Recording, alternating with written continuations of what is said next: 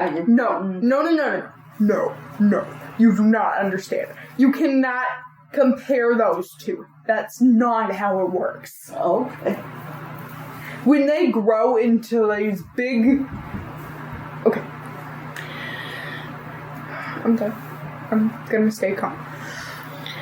But cougar kittens do not look like normal kittens in the sense of they kind of look like when you see them as their kitten self as in the wild, you don't notice them and you're like, oh, I want to pick this up and take it home with me.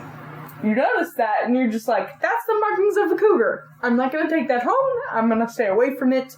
This is the wild. You wouldn't just pick it up and take it with you. Well, unfortunately, around World War II, a lot of these boys were country boys and might have had different feelings about it. But video footage from the Lithgow area, which is in the Blue Mountains, or in that area, of a large cat that people thought was a panther was examined by a group of 7 zoo, museum, and parks and agriculture staff, and they concluded that it was a large domestic cat. And when I say a large domestic cat, I'm talking 2 to 3 times the normal size of a domestic cat. A biggie kitty. So, larger than a tiger? Bigger than a bread box. Well, take Apollo and double his size, and then add another Apollo to that. So you mean triple the size? Somewhere in there. And that, to me, speaks of a hybrid animal of some kind. But the reason part of the reason they said it was a large domestic cat was based partly on its morphology and partly on the behavior of a nearby normal-sized domestic cat. Okay. Why, what? If you put Apollo somewhere near a big cat, Apollo wouldn't want anything to do with it. He wouldn't want to be anywhere near it. Okay. I can see that. I'm not sure I would want to be anywhere near it. What if you put him with another big cat? He might be okay, he might not be okay, but he'd have a definite reaction to it. Mm-hmm. And that would be very different than, like, if I suddenly put him in front of the tiger's cage at the zoo. Fair enough. Tiger would think the dang cat is either prey or baby. So, and one thing about Australia is it has a lot of feral cats. A lot of feral cats. And the animals that they're seeing are like persistent predators. Like, they do not... If Apollo kills a bird, he's gonna, sit there, pin its wings down and like chew on it. Yeah. Because that's what they do. And then bring you it. But that's what cats do. These animals aren't doing that. They're attacking pigs and piglets, and they're savaging them. Wow. So, whatever they are, they hunt like wild cats. Gotcha. They don't hunt like domestic cats. Now, also in Australia, there's on the Sunshine Coast, there have been claims that some sort of big cat has stalked there since the early 19th century, but other than the odd bit of predation, which could be wolves or anything, there's no solid proof. There's sightings of it, and there's reports of predation, but overall, not a lot. I see. Now we're going to go to Great Britain. We're going to head to England. Now, here's something about England that I didn't know. At almost no point in England's history have there not been reports of large black cat predators. Strange. Essentially some kind of panther. At no point. It's been reported throughout England's history. That is strange. That is very strange. Very strange. And modern era, 1960s, sort of set things off because they're seen all the time now. Gotcha. So they don't stop. There's always big cats roaming the streets of London. Well, I don't know about roaming the streets of London, but since the 60s, there have been continuous sightings of big cats in London, especially, well, not just London, but England, and especially Scotland. Now, in Scotland, part of the problem is they do have a wild cat population. Okay. And these wild cats have bred with domestic cats, breeding what they call Scottish wild cats, which are essentially wild cat, domestic cat hybrids. Gotcha. Which is kind of what we were talking about previously. Bigger versions of house cats, basically. Right. However, Britain is responsible for some of the more famous ones. For example, the Beast of Bodmin Moor. Now, this is in Cornwall. In Cornwall? Mm-hmm. And they called it the best goon bren, but that's because they speak Welsh, and you can't. I don't speak Welsh. Can you translate that? Yeah, the Beast of Bodmin Moor. Oh, okay.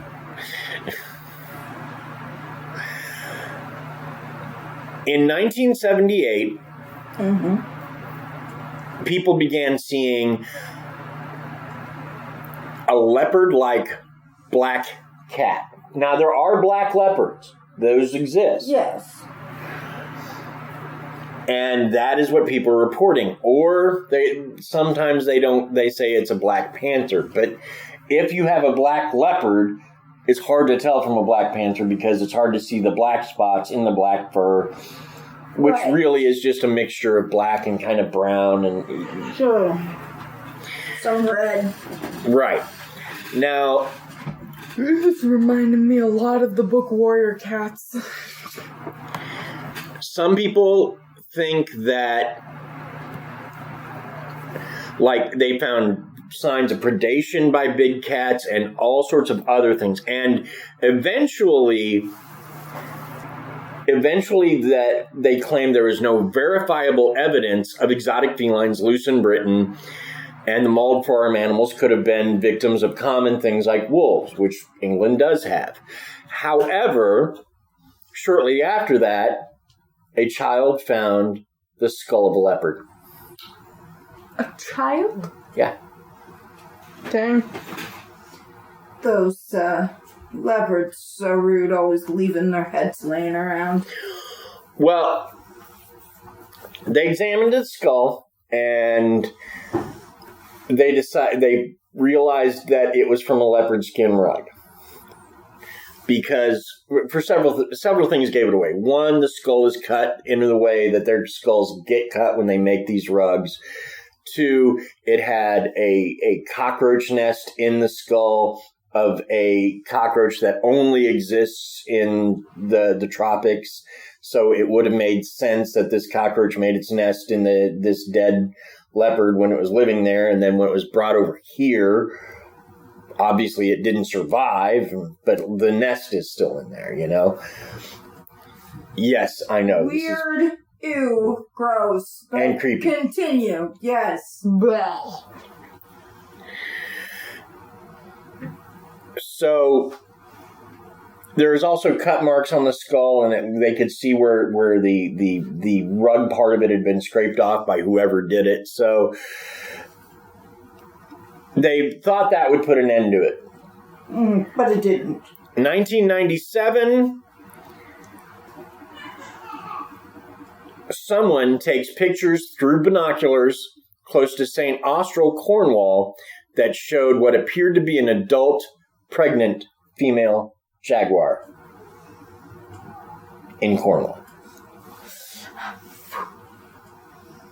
So that's not just one kitty, that's at least 2. Yeah. Yeah. No.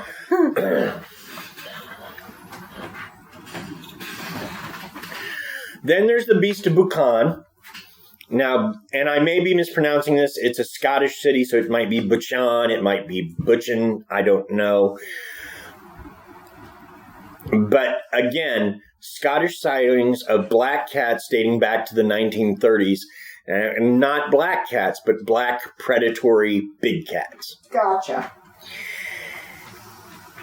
They are still seen to this day. Many people think that the animal is either related to the lynx somehow, or it's these Scottish wildcats that can get pretty big because they're hybrid animals. Right. So again, we're dealing with cats 2 and 3 times the size of domestic house cats.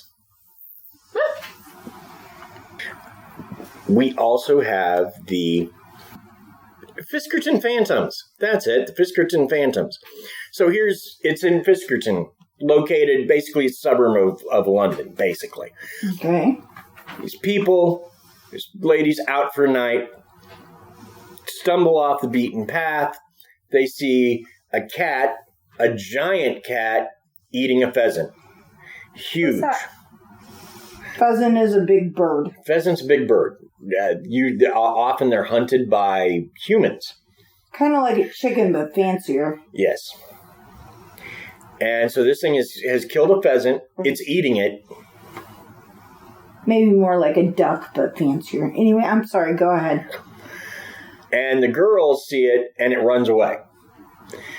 Since then, there have been multiple sightings of these panther-like animals near Fiskerton. Now, again, some people are claiming that it's just another variant on the Scottish wildcat, but an interesting thing... I mean, it could be, because that's kind of all fairly connected over there. I don't want to say very, but it's fairly closely connected over there, and I can see where land animals could move pretty easily from one area to the other. But anyway, I'm sorry, I digress. Go ahead.